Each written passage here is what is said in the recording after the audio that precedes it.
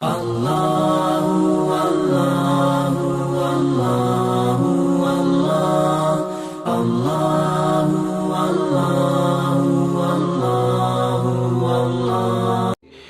آپ پچھلے گناہوں سے معافی مانگ رہے ہوتے ہیں تو اس کو استغفار کہتے ہیں۔ اللہ تعالیٰ نے اس استغفار کو بڑا پسند فرمایا، بڑا پسند فرمایا۔ انسان کا سب سے زیادہ تعلق اس کے رب کریم کے ساتھ ہوتا ہے۔ اللہ تبارک و تعالیٰ کی طرف سے اسے نعمتیں ملتی ہیں، رب کریم کی طرف سے اس پر عطائیں ہوتی ہیں۔ اللہ کی طرف سے وہ آیا ہے اور واپس اللہ ہی کی طرف لوٹ جائے گا۔ ابتدا بھی مالک کریم کی ذات ہے اور انتہا بھی اسی رب کریم کی ذات ہے۔ انسان دنیا میں جتنے بھی پیچ و تاب کرتا ہے، جتنی بھی دنیا داری کرتا ہے اور جتنے بھی معاملات میں وہ وقت گزارتا ہے، وہ سارے عارضی ہیں، وقتی ہیں، اور بہت ساری چیزیں تو صرف اور صرف دھوکہ ہیں اور دھوکے کے سوا کچھ بھی نہیں۔ اگر اس کا یہ ذہن بن جائے کہ میں نے اپنے تعلقات کو، اپنے معاملات کو اپنے رب کے ساتھ صحیح رکھنا ہے، تو جب اللہ کے ساتھ اس کے معاملات ٹھیک ہوتے ہیں تو بندوں کے ساتھ خود بخود ہی ٹھیک ہو جاتے ہیں۔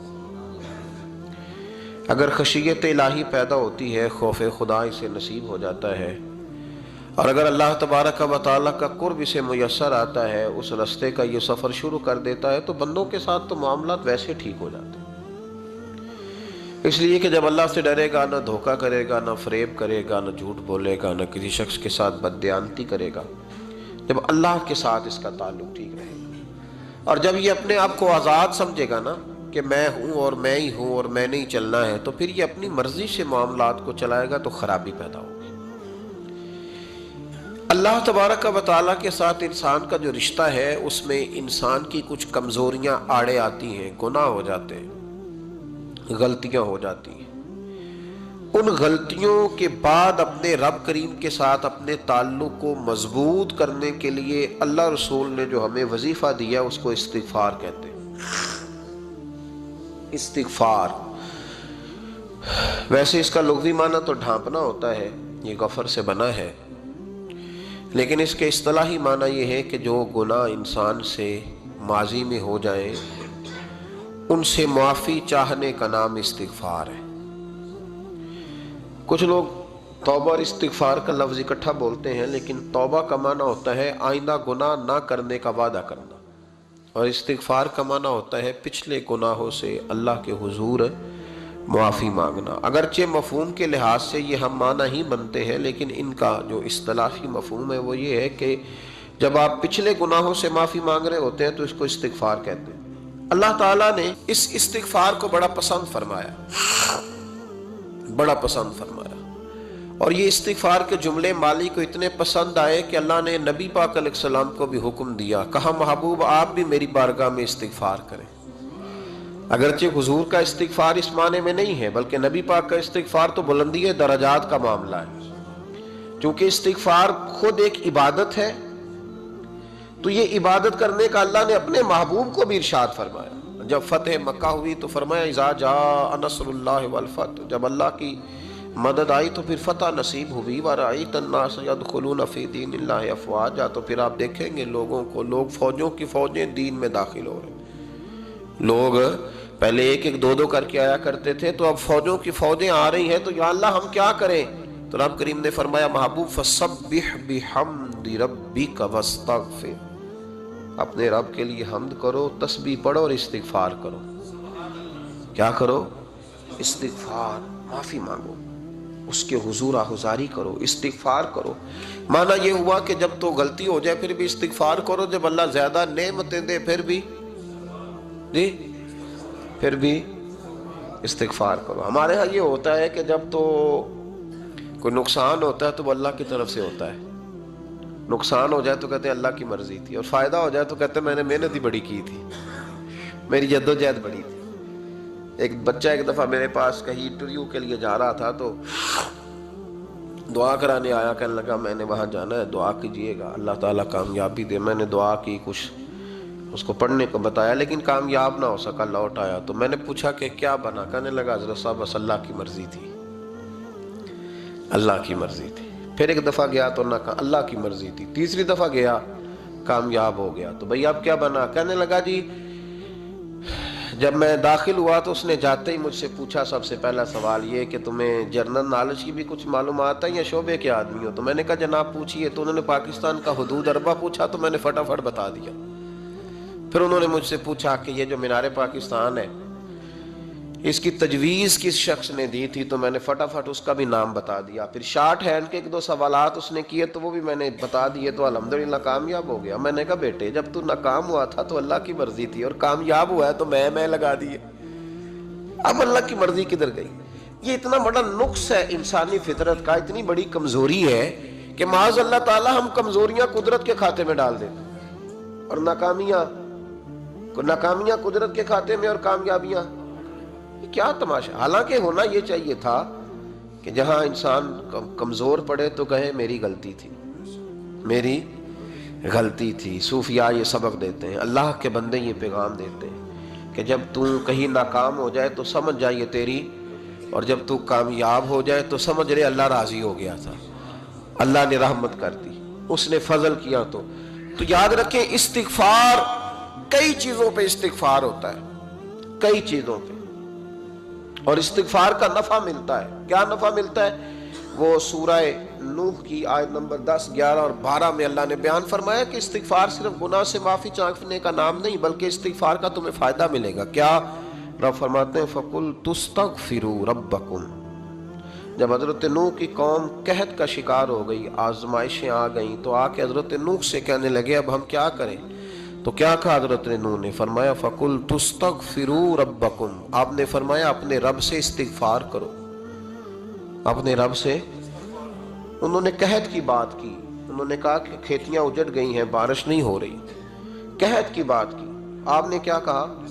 استغفار کرو، کیوں کہ انہو کان غفارا، بے شک اللہ بڑا ہی بخشنے والا ہے۔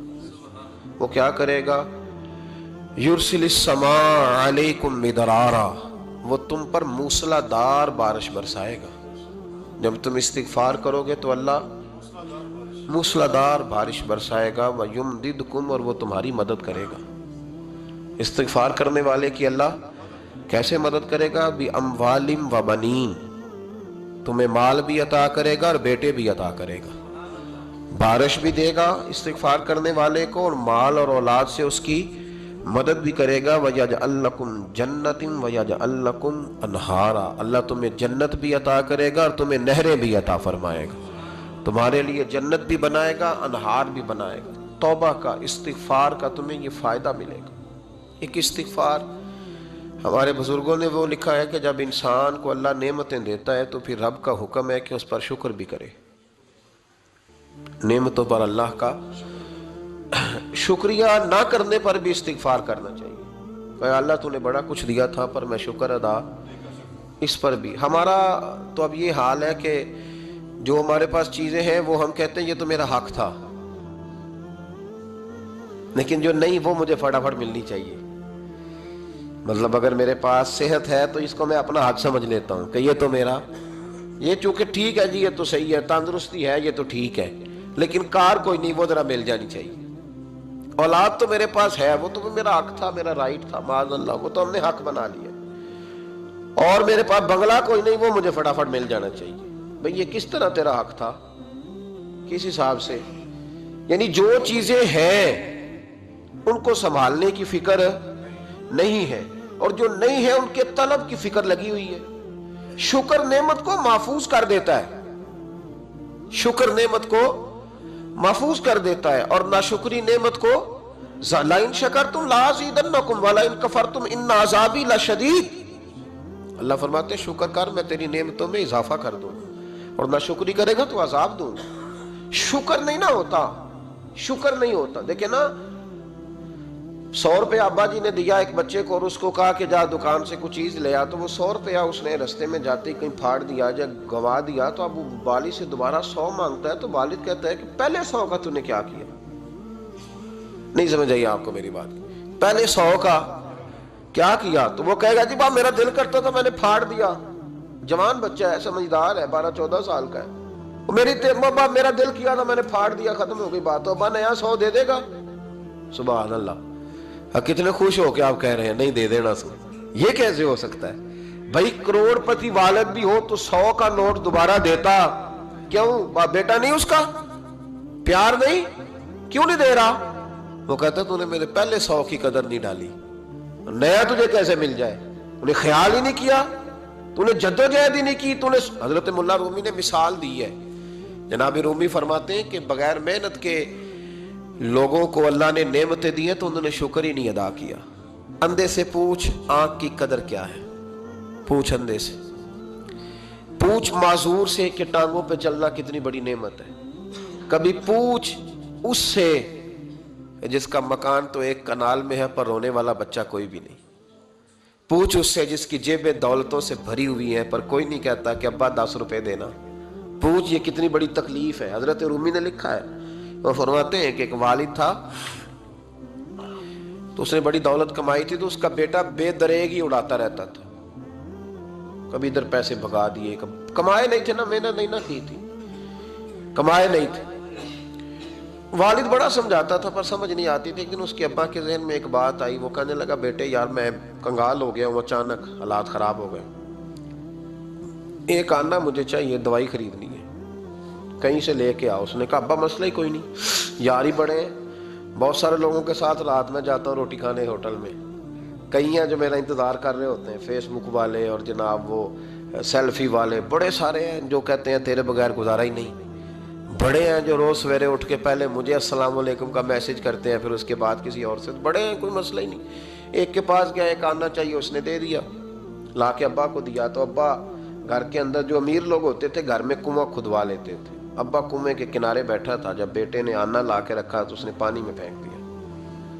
اگلی صبح پھر کہا بیٹے ایک آنے کی ضرورت ہے، دوا خریدنی ہے. اس نے کہا مل جائے گا. 2 4 5 دوست ابھی ہیں بڑے مالدار، ان سے جا کے کہا، ایک سے آنا لایا، ابے نے پھر پھینک دیا، تیسرے دن بھی پھینک دیا، چوتھے دن بھی. یار اب ختم ہو گئے.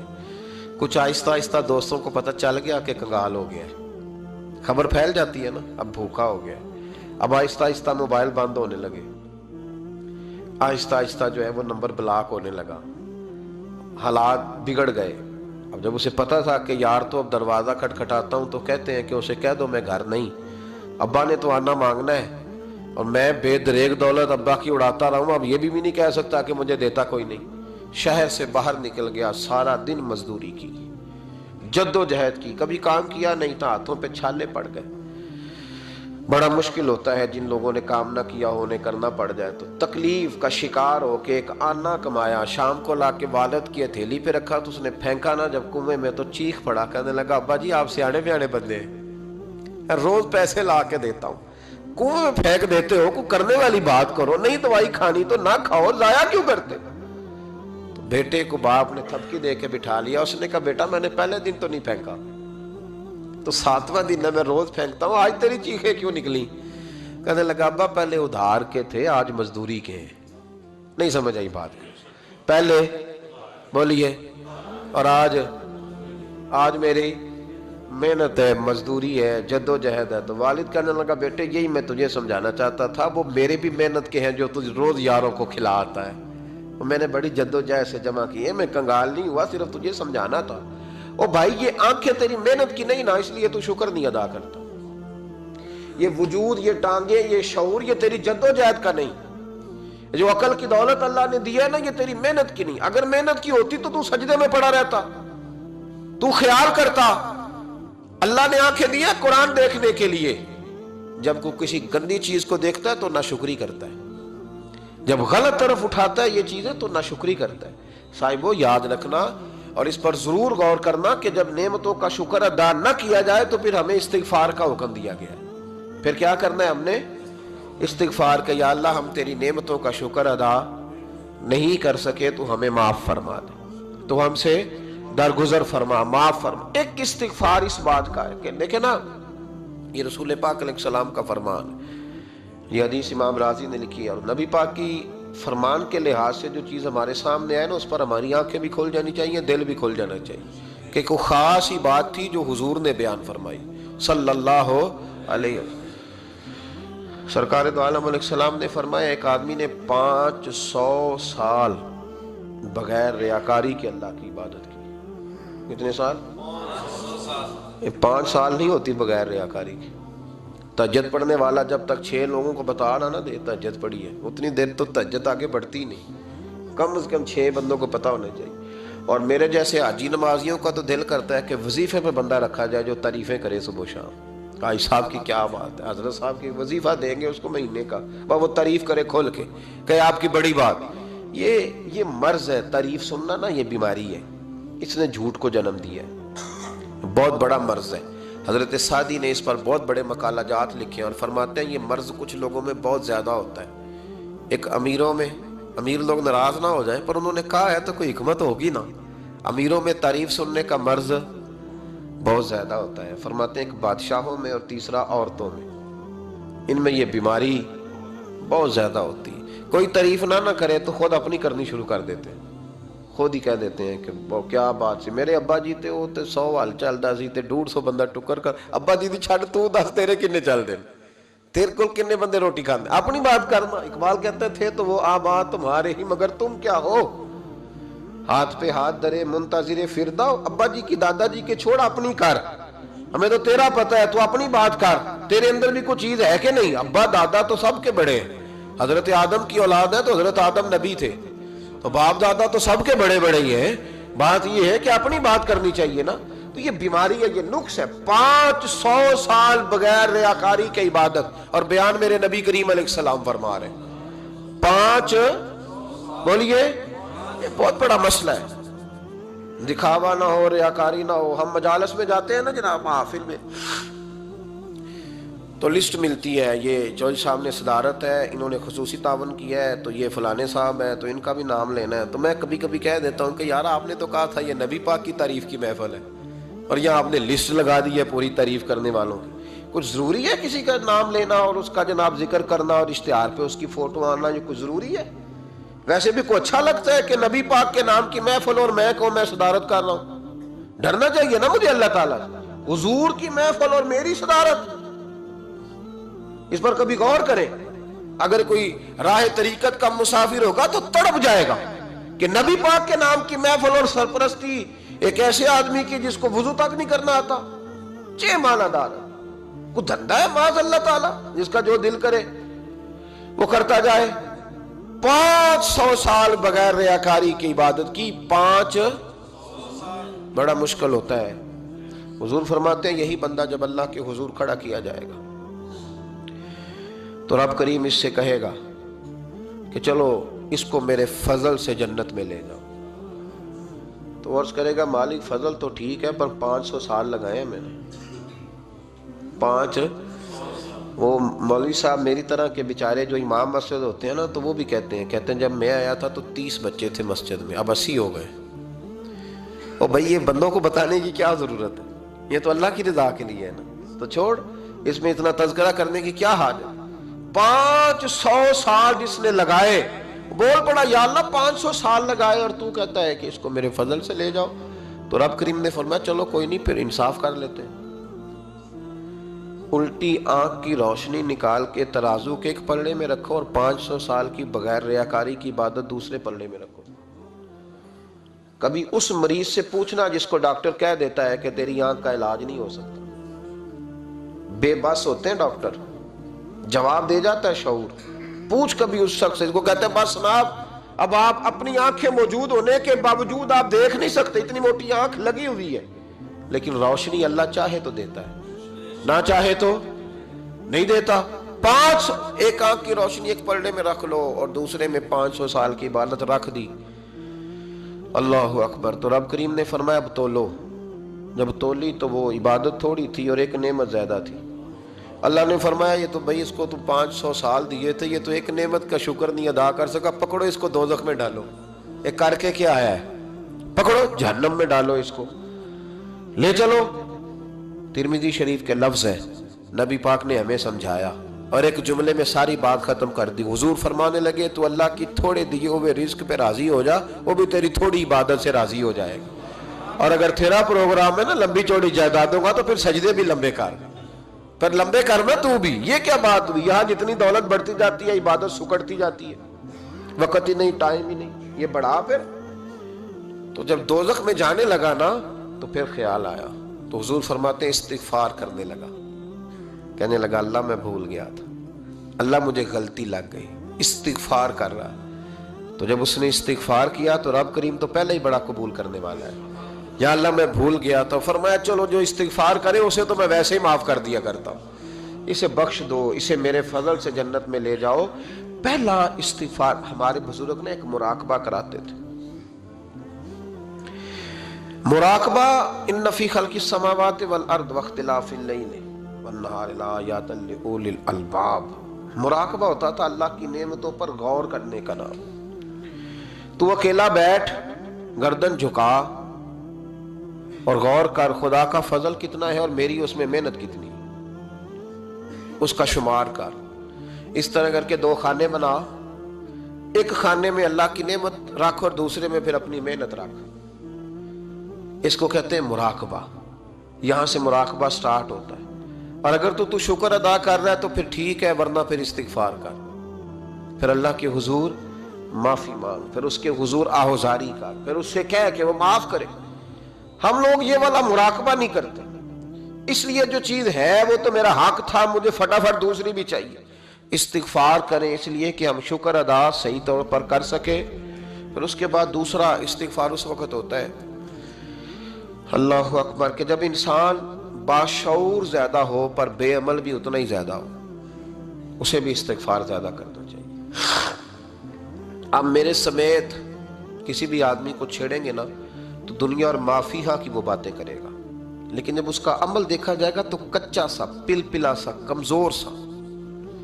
یعنی ایسے لوگ ہیں جو ماں باپ کی عظمت پر 6 گھنٹے تقریر کر سکتے ہیں، لیکن اگر ان کی اماں سے جا کے پوچھا جائے کہ بیٹے کا حال کیا ہے جی، تو کہتے ہیں بڑی تکلیف میں اپنے بیٹے کے سبب سے وہ بڑی آزمائش کا شکار۔ بھئی تیری 6 گھنٹے کی تقریر کا معنی کیا ہوا؟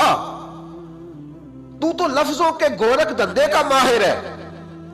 لفظوں میں ادھر گیا ہوا تھا بڑی دور پنجاب کے ایک شہر میں، تو ایک صاحب مجھے کہنے لگے کہ میری 21ویں سالانہ محفل ہے۔ میں نے کہا آپ نماز پڑھتے ہیں؟ کہتے نہیں۔ تو میں نے کہا محفل کا کیا معنی رکھا ہوا ہے آپ نے؟ یہ کیا ہے؟ رسم ہے؟ فلاں بہت بڑے عالم کو میں نے بلایا، فلاں کو بھی بلایا، فلاں نعت کا بھی۔ یہ کیا ہے؟ اگر تو نمازی نہیں آج تک، اس کو کیا سمجھتا ہے تو؟ میرے بھی فلاں بزرگ سے بھی تعلقات ہے، تو نے کیا حاصل کیا ان سے؟ تعلقات کا کیا مطلب ہوتا ہے؟ فوٹو آتی ہے ساتھ، اخباروں میں تصویر لگ گئی، فیس بک پہ آ گیا کہ میں ان سے ملا ہوں، اتنا تعلق ہے؟ یہاں تو بھائی خوشبو کے قریب سے بندہ گزر جائے تو خوشبو آنے لگ جاتی ہے۔ تو نے پایا کیا؟ شعور ہونا اور عمل نہ ہونا بہت بڑی مصیبت ہے۔ اس سے اللہ کی بارگاہ میں استغفار کرنا چاہیے۔ یعنی انسان کو عقل ہو، پتہ ہو، خبر ہو، پر اس کے پاس دھیلے کا عمل نہ ہو۔ اس کو 3400 حدیث آتی ہو کہ نماز نہ پڑھنے والے کی سزا یہ ہے، پھر بھی نہ پڑھے تو سزا ہے کہ نہیں اللہ کی طرف سے؟ حضرت رومی رحمت اللہ علیہ فرمایا کرتے تھے بہت سارے بندوں کو اللہ سارا کچھ دیتا ہے، مسجد آنے کی توفیق نہیں دیتا۔ معنی یہ ہے کہ اللہ ان سے ناراض ہے۔ وہ کہتے ہیں کہ میں بڑا سمارٹ ہوں۔ تو عقل ہونا اور عمل نہ ہونا، اس پر بھی استغفار کرنا چاہیے۔ شعور ہو اور انسان کو عمل کی توفیق۔ یار ساری زندگی گورکھ دھندے میں گزر گئی لوگوں کی، لفظوں کے بڑے ماہر رہے، اور میں ایسے لوگوں کو دیکھتا ہوں تقریریں 6 گھنٹے کی، او ہو 9 گھنٹے کی تقریریں سنتے ہیں، بیٹھتے ہیں مجالس میں، نماز کا وقت آتا تو مصیبت بن جاتا، بھاگتے ہیں، جان چھڑاتے، مسجد کی حاضری 20 منٹ کی بھی صحیح نہیں دے سکتے۔ کیا ہے یہ کیوں بہت بن گیا تیرے اوپر؟ غور کر، ڈر اللہ سے۔ میرے نبی کریم علیہ وآلہ وسلم نے ارشاد فرمایا قیامت کے دن کچھ لوگ کئیوں کی بات سن کے جنت میں چلے جائیں گے۔ اللہ تعالی ہماری پردہ پوشی عطا فرمائے۔ کہا کچھ تبلیغیں کرنے والے دوزخ کے دروازے پہ کھڑے ہوں گے تو وہ جنتی کہیں گے کہ مولانا پیر صاحب ہم تو آپ کی بات سن کے جنت میں جا رہے ہیں، تو آپ یہاں کیوں کھڑے ہیں؟ تو وہ کہیں گے ہائے افسوس، میں کہتا تو رہا پر عمل نہ کر سکا۔ میں عمل، اس سے مراد صرف ممبر پہ بیٹھنے والا مولوی نہیں، اس سے ہر وہ شخص مراد ہے جو نصیحتیں تو بڑی کرتا ہے لیکن خود عمل وہ بہت بڑا الفاظ کا ذخیرہ رکھتا ہے، پر عمل کے لیے 2 سجدے بھی صحیح طریقے سے دے سکتا، پھر وہ استغفار کرے، پھر وہ اللہ کی بارگاہ میں معافی مانگے، پھر وہ توبہ کرے، اس لیے کہ جو جتنا بڑا ہوتا تھا نا اس پہ خشیت بھی اتنی زیادہ طاری ہوتی، اس پر خشیت بھی اتنی، جتنا حضرت عمر فاروق رضی اللہ تعالیٰ عنہ کو زخم لگ گیا، شدید زخم لگا، آپ آ گئے، بڑی زیادہ خون بہ گیا ہے، بہت سارے صحابہ آپ کے گرد جمع ہو گئے، حضرت عبداللہ ابن مسعود بھی آ گئے، تو جناب عمر رونے لگ گئے، اب تو رونا آتا ہی نہیں لوگوں کو۔ حضرت محی الدین ابن عربی کہا کرتے تھے جس کو پورا ہفتہ ہو گیا نا وہ طریقت کا مسافر بھی، جاگ رہے ہیں آپ حضرات، کہتے تھے جس کو پورا ہفتہ ہو گیا نا طریقت کا مسافر بھی ہے پر اللہ رسول کی یاد میں رویا نہیں۔ فرماتے تھے مجھے تو اس کے ایمان پر شک ہونے لگ گیا کہ 8 دن ہو گئے اسے خیال ہی نہیں آیا۔ حضرت عمر میدان میں جس شخص کے کبھی پاؤں نہیں لڑکھڑائے، اللہ رسول کی بات آتی تھی تو دریا بہتے تھے آنسو، یہاں حال ہی کوئی نہیں، خشک جملے اور جناب موٹے موٹے تراشے ہوئے فکرے اور لفظوں کی ہیرا پھیری، اس کے علاوہ کوئی چیز نظر ہی نہیں آتی۔ حضرت عمر رونے لگے، آخری وقت ہے، تڑپ رہے ہیں، آنسو بہ رہے ہیں۔ حضرت عبداللہ ابن مسعود آ گئے، انہوں نے کہا عمر تیری ہجرت بھی بڑی باکمال تھی، تیرا اسلام قبول کرنا بھی بڑا ہی باکمال تھا، حضور بھی تجھ سے ہمیشہ راضی رہے۔ عمر تو روتا کیوں ہے یار؟ بات تو یہ ہے کہ جب تو نے خلافت سنبھالی تو پھر تیرے طریقے بھی باکمال ہی تھے، اور جب تو میدان میں اترتا تھا پھر بھی تیرے معاملات باکمال تھے، اور جب تو مال غنیمت بانٹتا تھا پھر بھی تو باکمال، یار ہر موقع پہ تو باکمال تھا تو جاتے دفعہ روتا کیوں ہے؟ ان کا استغفار دیکھو، ان کی توبہ دیکھو۔ حضرت عمر پھر رو پڑے، کہنے لگے عبداللہ لوگوں کو میری نیکیوں کا پتہ ہے، گناہوں کا تو نہیں نا پتہ، وہ تو میں جانتا ہوں یا میرا مالک جانتا ہے نا، نیکیاں تو سب کے سامنے، پر من آنم کے من دانم، جو اندر چھپے ہوئے گناہوں کے ڈھیر ہے وہ تو میں جانتا ہوں۔ کہا تو نے میرے کلمہ پڑھنے سے لے کر میری حکومت تک میری ساری نیکیاں گنوائی ہیں، اب دعا کر میرے لیے، کہ رب میری نیکیاں اور بدیاں برابر برابر کر دے، مجھے درجہ نہیں چاہیے، بس اللہ مجھے معاف کر دے، درجوں کی ضرورت نہیں ہے۔ یہاں تو لوگ درجات لے کے بیٹھے، حافظ کہتا ہے کہ میں جتنے آیتیں ہوں گی اتنے میرے درجے بلند ہوں گے، پہلے درجوں والا کام تو کوئی کرنا۔ مولانا کہتے ہیں کہ نور کے ممبر پہ بیٹھوں گا، بھائی پہلے بتا نور کے ممبر کی طرف تیرا سفر بھی جاری ہے کہ نہیں؟ تاجر کہتا ہے کہ میں سخاوت کروں گا تو حضرت عثمان کے ساتھ جگہ ملے گی، پر حضرت عثمان کی سخاوت اور اپنی سخاوت کا فرق بھی دیکھ۔ مجاہد کہتا ہے کہ میں نبی پاک کے جہاد والے صحابہ کی پشت پہ رہوں گا تو پہلے اپنے کام تو دیکھ، اور جب ساری باتیں سمجھ میں نہ آئے تو پھر اللہ کی بارگاہ میں استغفار کر، پھر بیٹھ۔ بڑے لوگ استغفار کرتے، معافی چاہتے، اور یہ استغفار پھر اتنا کرم کرتا، اتنی آسانی کرتا، اس قدر بہتری کرتا کہ وہ مانگ تو اپنے گناہوں کی معافی رہے ہوتے تھے اور اللہ رحمتوں کے دروازے کھول دیتا تھا، اللہ ان پر کرم کے دروازے۔ حضرت امام حسن کے پاس ایک شخص آیا، حضرت امیر معاویہ بھی بیٹھے تھے، تو اس نے امام حسن سے آ کے کہا کہ حضور اولاد نہیں ہے، کوئی دعا کر دے۔ توجہ ہے میری بات پر؟ اب بھی لوگ پیروں کے پاس آتے ہیں نا ماشاءاللہ سے، اللہ خیر فرمائے، تو پیر صاحب اگر وظیفہ بتائیں تو وظیفہ چونکہ پڑھنا پڑتا ہے وہ کام مشکل ہے، لہذا تعویذ تو پیروں نے بھی اب ماشاءاللہ بڑی ترقی کر لی، انہوں نے بھی تعویذ چھپوا کے رکھ لی ہے، کون لکھے اتنے تعویذ، جو کہ ہر مرید کو تو تعویذ چاہیے، انہوں نے نا جی تعویذ پکے چھپوا لیے، کچھ نے مورے بنوا لی ہیں، دیکھتا رہتا ہوں، میرا شعبہ ہے نا، میں دیکھتا رہتا ہوں کہ مور لگائی، اس کو باندھا، اللہ خیر کرے۔ تو اب وہ نفسیاتی معاملہ ہے، ظاہر ہے 100 بندہ تعویذ لے کے گیا ہے تو 1.5 کو تو فرق پڑے گا ہی نا بیچ میں سے، تو جس کو فرق پڑ گیا اس کا فیس بک پہ دے دیا کہ یہ میری کرامت ہے جی، تو جس کا نہ پڑا جی جڑے محرم راز حقیقت دے او تے راز حقیقت کھول دے ہی نہیں، اے جنہ ویکھیا نہیں او کرن گلاں، جنہ ویکھ لیا او تے بول دے ہی نہیں۔ ہمارے ایک حضرت تھے تو ان کے پاس ہم بیٹھے تھے، نیک آدمی، تو تعویذ دیا تو مرید کہنے لگا حضور دوبارہ کب آؤں؟ کہنے لگے فرق پڑ گیا تو آ جانا، نہیں تو کہیں اور چلے جانا۔ اس لیے کہ شیخ عبدالعزیز دباغ رحمت اللہ علیہ کے ایک مرید نے کہیں تنقید کر دی تھوڑی سی، یہ لفظ بس نا بہت بڑے ہیں، ان کی میں تشریح نہیں کروں گا، جتنے جملے اتنی بات کر کے بیت جاؤں گا، ان کی تشریح نہیں ہو سکتی، یہ ان کی توضیح نہیں ہو سکتی، کچھ تفصیل نہیں ان کی ہو سکتی، یہ جملے بڑے، میں کوئی تشریح نہیں کروں گا۔ اس نے کہا کہ حضور فلاں فلاں فلاں فلاں جگہ مجھے پریشانی ہے آپ کے حوالے سے، تو آپ فرمانے لگے میں نے کون سا باندھا ہوا ہے، نہیں سمجھ میں بات آتی تو کہیں اور چلا جا. باندھ کے رکھا، نہیں دروازے کھلے ہوئے ہیں کہیں اور چلا جا، ختم ہو گئی بات. تنقید کرنے کی ضرورت چھٹی. اس لیے کہ وہ لوگ بت نہیں بناتے تھے کہ بس ادھر ہی پوجا کرنی ہے کہ کہیں اور نہیں جانا. یہ چھوڑے ہے نا ہمارے چکر چلا ہوا، میرے علاوہ کہیں اور نہ جانا. شیخ عبد الوہاب شرونی فرمایا کرتے تھے یہ تو نقص ہے تیرے اندر کا، یہ تو تیرے اندر کا نقص ہے. اگر تو قابل ہوتا تو کہتا جا سنگیا سارا زمانہ دیکھا، اگر کوئی میرے جیسا ملا تو چلا جانا، اور اگر میری طرح کا نہ ملا تو پھر کہیں اور جا دیکھا سارا. وہ بھائیوں کیا چکر ہے، وظائف لوگ پوچھتے تھے تو ان پہ عمل کرتے تھے، وہ چیزیں فائدہ دیتی. حضرت امام حسن سے آ کے وظیفہ پوچھا، اس شخص نے کہا حضور اولاد کوئی نہیں تو وظیفہ بتائے، تو آپ نے فرمایا استغفار پڑھا کر. کیا کر؟ اس نے کہا ٹھیک ہے. تو حضور پھر میں دوبارہ کب آؤں؟ تو امام حسن کہنے لگے بے اولاد ہے نا تو، استغفار کا وظیفہ بتایا نا؟ کہا ہاں. فرمانے لگے اب اس وقت آنا جب اللہ تجھے 10 بیٹے عطا کرے گا. کتنے؟ 2 4 نہیں، 10 ہی کہہ دیے. تو حضرت امیر معاویہ رضی اللہ تعالیٰ دیکھا، کہنے لگے حسن اتنا بڑا دعویٰ. آپ فرمانے لگے میں نے کہہ دیا نا تو اللہ فضل کرے گا. ہاں ہاں اللہ خیر کرے گا، خیر ہو جائے گی. وہ شخص کئی سالوں کے بعد آیا، کئی سالوں کے بعد.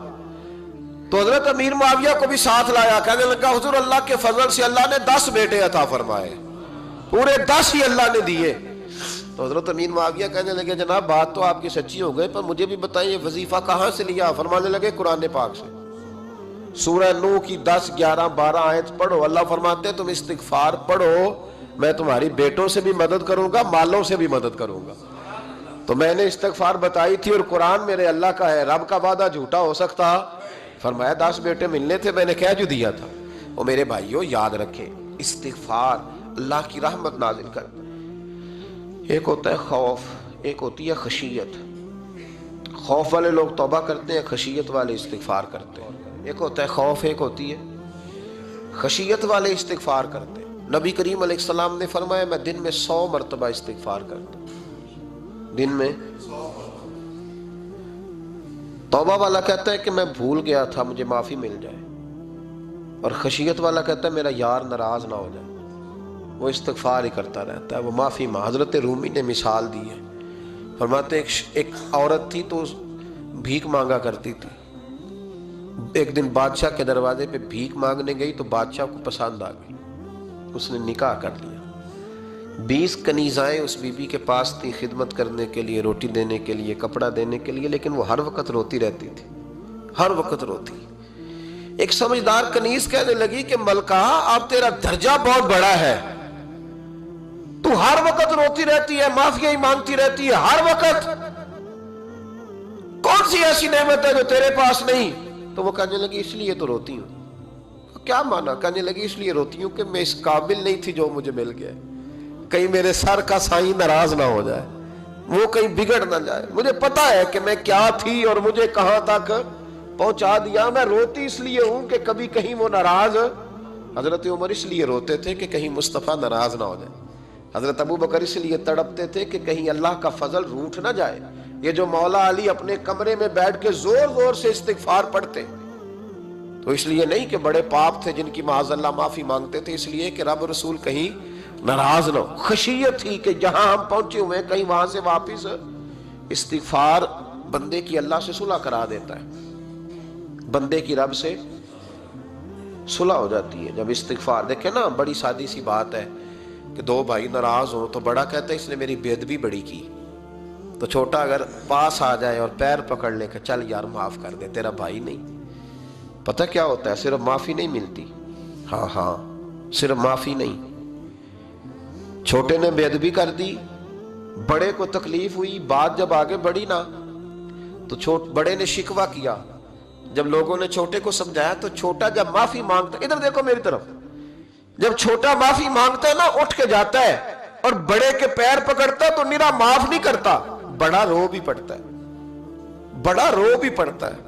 اور وہ کہتا ہے کہ وہ میں اور تم اماں کے پاس اکٹھے بیٹھتے، ایک باپ کی موٹر سائیکل پہ اکٹھے بیٹھتے، تو تیرا اور میرا رشتہ یار تو نے یہ کیوں؟ وہ جو آنسو نکلتے ہیں نا وہ درد ہوتا ہے، وہ کیف ہوتا ہے، وہ سوز ہوتا ہے، وہ لذت ہوتی ہے، وہ پیار ہوتا ہے.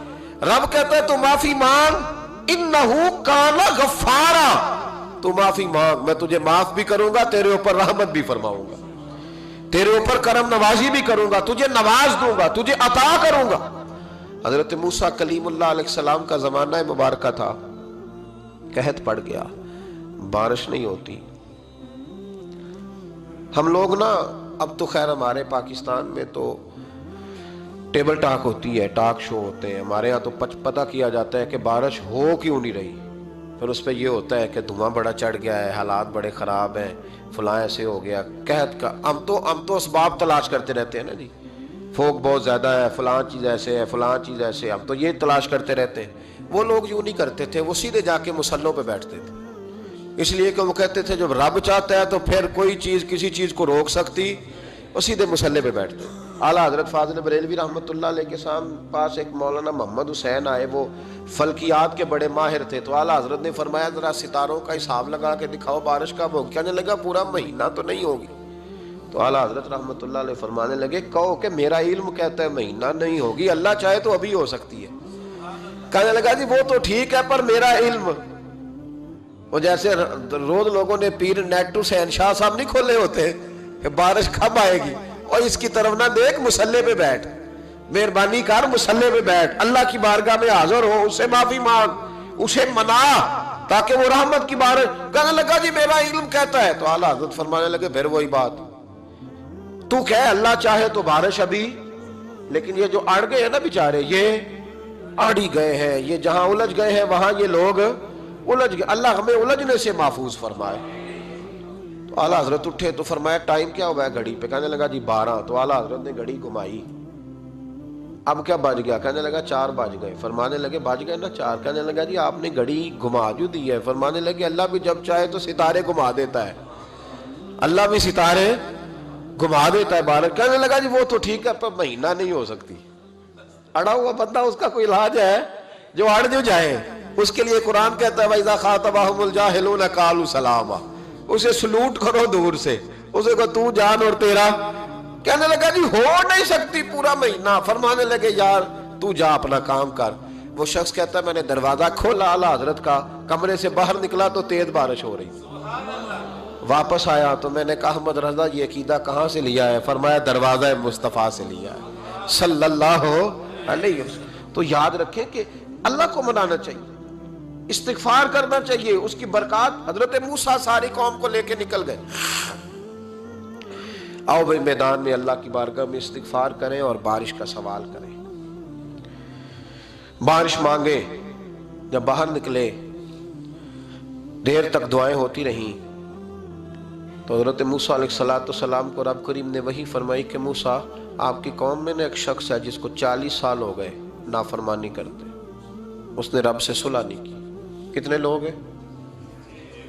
ایک، اور 40 سال سے وہ نافرمان ہے، اس کو مجمع سے نکال دو بارش ہو جائے گی۔ اگر ایک گناہگار کی وجہ سے بارش رک جاتی ہے، اور جہاں دروازے کھلے ہوئے ہوں، جہاں تنہائیاں خوفناک ہوں، اور جہاں تباہی اتری ہوئی ہو، اور جہاں لوگ کروڑوں روپیہ مال ہڑپ کر گئے ہوں، اور جہاں علماء کو ہاتھ کڑیاں لگا کے ٹھنڈی زمینوں پہ لٹا دیا جائے اور قوم کہہ رہی ہو اچھا ہوا اچھا ہوا، اور لوگ پھپتیاں اڑا رہے ہوں، مذاق کر رہے ہوں، تو پھر اس قوم پہ کس طرح کر کے فضل الہی۔ اور یہ مولوی کا معاملہ نہیں، یہ تو ممبر رسول کا معاملہ ہے۔ میرے مصطفیٰ نے یہ نہیں کہا پیر میرا وارث ہے، حضور نے فرمایا عالم میرے دین کے وارث ہے۔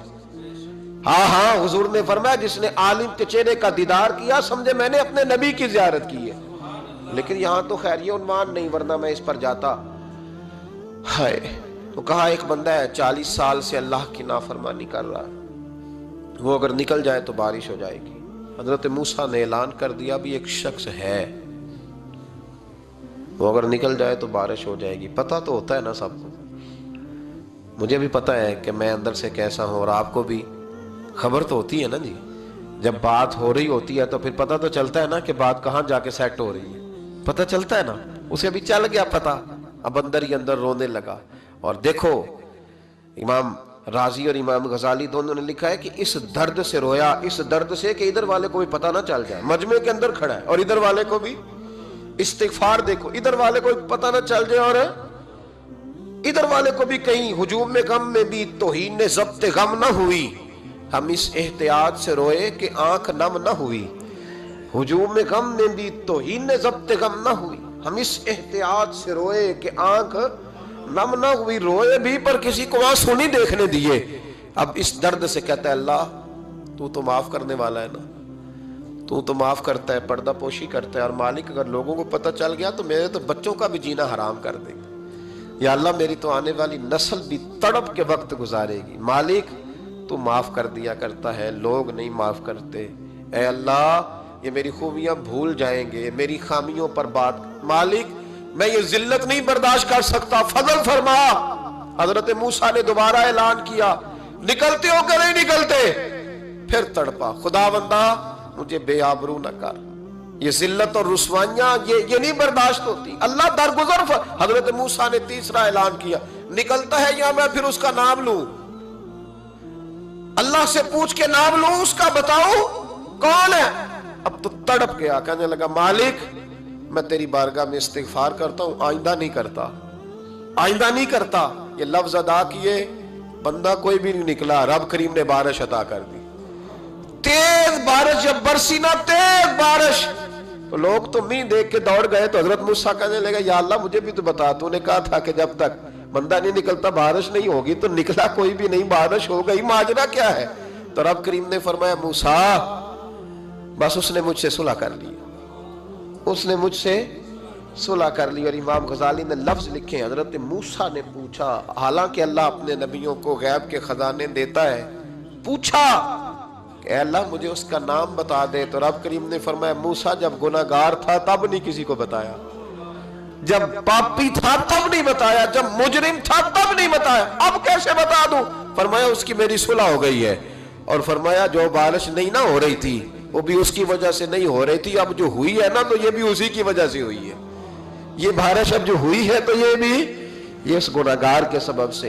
अपनी रातें अल्लाह के साथ गुजारे, मुसल्ले पे बैठे।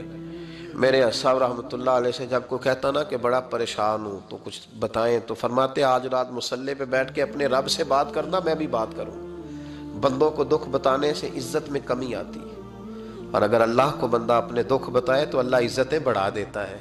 तिरमिजी शरीफ की हदीस है, नबी पाक अलैहिस्सलाम ने फरमाया अगर तू दुनियादारों को दुख बताएगा तो अल्लाह तुझे गनी नहीं करेगा, और अगर तू अपने रब को बताएगा तो अल्लाह बड़ी जल्दी तुझे दुनिया से बेनियाज कर देगा, तुझे लोगों की ज़रूरत नहीं रहेगी। इस्तिगफार करें, कसरत से करें, ज़ौक़ से करें, मुसल्ला आबाद रखें, हर शय। देखो ना जिस तरह खाने की मेज़ आबाद रहती है, बिस्तर आबाद रहता है, हमारे दीगर मामलात, अगर मुसल्ला ना आबाद रहे तो रूह बेचैन रहती है, तबीयत बेकरार रहती है। इंसान, मैंने देखा है बड़े बड़े समझदार लोग पागलों जैसी ज़िंदगी गुजार रहे हैं, बोलते जा रहे हैं, बोलते जा रहे हैं, बोलते जा रहे हैं, ऐसे किसी को कोई खबर कि 6-6 फ़ोन उठाए हुए हैं, ऐसे जैसे डिस्टर्ब हो गए मेंटली तौर पर। वजह क्या है कि इनसे जान नहीं छुड़ाते। कभी सारे मोबाइल बंद करके ना, सारे बच्चे हर चीज़ साइड पे करके मुसल्ले पे भी आना चाहिए। और मालिक तो बड़ा ही करीम है, अल्लाह तो बड़ा ही कंजुल माल की हदीस सुना के बाद समेटता हूँ।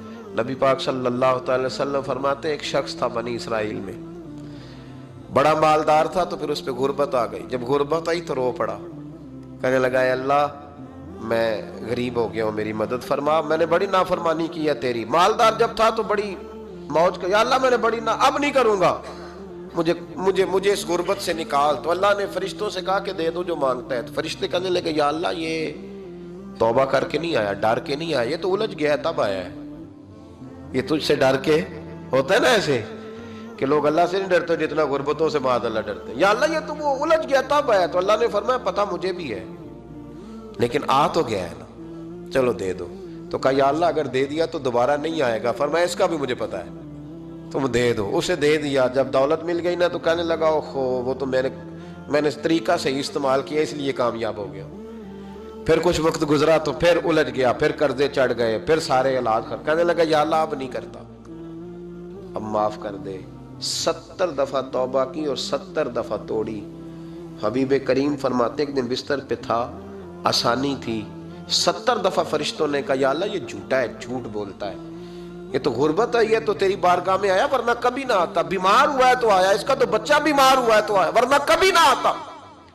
70 دفعہ توبہ توڑی۔ ایک دن رات کو بستر پہ لیٹا تھا، دولتیں بھی تھیں، آسانیاں بھی تھیں، دل میں خیال آیا میں کتنا جھوٹا ہوں، جب الجھ جاتا ہوں تو اس کے دروازے پہ جاتا ہوں اور وہ کتنا کریم ہے، مجھے خالی نہیں لوٹاتا۔ تڑپ اٹھا، آنسو نکل گئے، اٹھ کے مصلے پہ کھڑا ہوا تو رب کریم نے فرشتوں سے فرمایا کھول کے دیکھو دروازے، آج یہ غربت کی وجہ سے نہیں آیا، آج میرا بن کے آیا ہے۔ تو یا اللہ پہلے تو دولت دیتا تھا، آج کیا دے گا؟ تو محبوب فرماتے، اللہ فرماتے اب میں اسے بغیر حساب کتاب جنت عطا کروں گا۔ استغفار کریں، اس کے حضور حاضری دیں۔ جس طرح سارا کچھ چھوڑ چھاڑ کے لوگ کہتے نہیں کہ 1 مہینہ میں نے کسی سیاحتی مقام پہ رہنا ہے، میں نے اب کسی ٹھنڈے علاقے میں چلے جانا ہے، برف باری دیکھنی ہے، سیر کرنی ہے، 10 دن کی چھٹیاں وہاں گزارنی ہے، چلو 7 چھٹیاں وہاں گزار لو، 3 دن اپنے اللہ کے ساتھ گزارو، روزے رکھو، دن کو رات کو قرآن شریف پڑھو، تلاوت، کچھ وقت دو اللہ کے ساتھ حضور پر درود و سلام بھیجنے کے لیے، نبی پاک کی نعت کے لیے، اذکار کے لیے، بزرگوں کے لیے، پھر دیکھنا اللہ روح کو کتنا سکون دیتا ہے۔ آخر دعوانا الحمدللہ رب العالمین۔